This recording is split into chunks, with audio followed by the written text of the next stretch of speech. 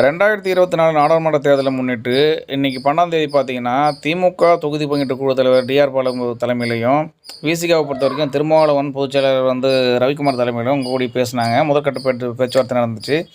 இதில் பார்த்தீங்கன்னா, விடுதலை சிறுத்தைகள் 7 தொகுதிகள் பட்டியலாக கொடுத்துருக்குறாங்க. அதாவது பார்த்திங்கன்னா 4 வட மாவட்டங்களில் உள்ள தனி தொகுதிகள் லிஸ்ட்டையும் 3 பொது தொகுதியும் கொடுத்துருக்குறாங்க. இதுலேருந்து எங்களுக்கு 4 தனி தொகுதியிலேருந்து 3 பொது தொகுதிகள் கேட்டிருக்காங்க. அதாவது திருவள்ளூர், காஞ்சிபுரம், விழுப்புரம், சிதம்பரத்துலேருந்து 3 தொகுதி எங்களுக்கு வேணும்.